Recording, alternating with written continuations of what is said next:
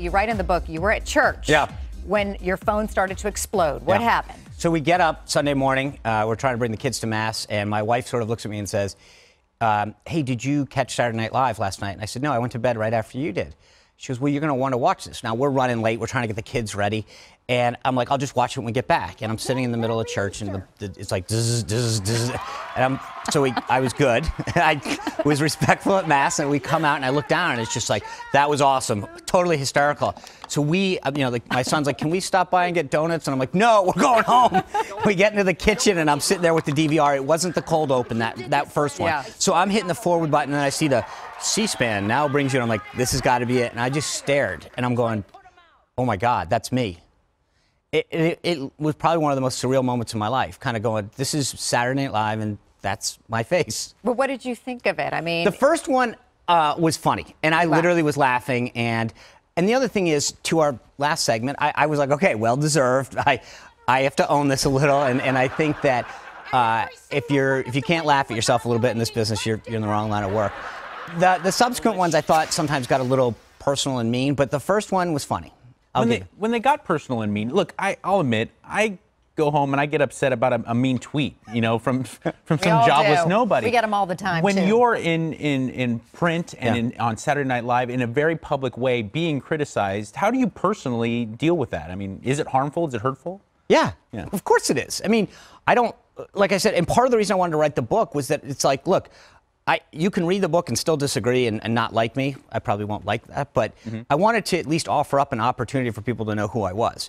I don't like, you learn to absorb it a little, but, so I tune out some of the tweets and stuff, but, it's never nice when somebody yells something hurtful at you. Which you've been dealing with on the book tour as well. You've had some heckling and some, in fact, at the Nixon Library, some hecklers were taken out of the room.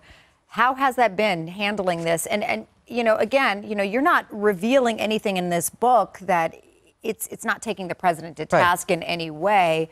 But this is your truth as you see it.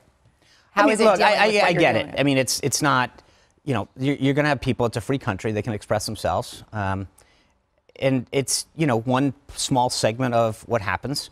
But I understand it. It's not crazy. But yeah, so at the top of an event, someone yells something, and they leave, and they said their piece, and we go on. I wish people would stop and listen a little bit more. But look, they have a right to express themselves too. Do you miss that podium?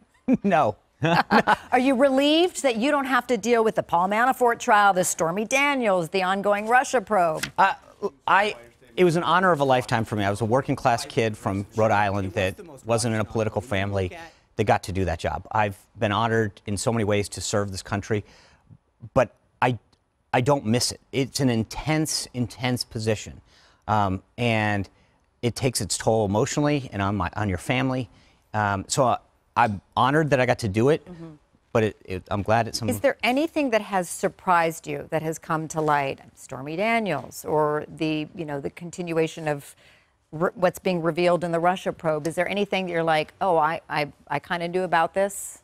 No. I mean, there's nothing that I look at, and I mean, nothing that comes to mind anyway. Do you believe it personally? I mean, with Karen McDougal and Stormy Daniels and the infidelity and the idea of the president, when he says that this is nothing, there's nothing to it. I mean, you personally, do you believe it? I don't. One of the things that I've learned since leaving, or one of the things that I've tried, is to realize that we are rushing too quick to judge people in society.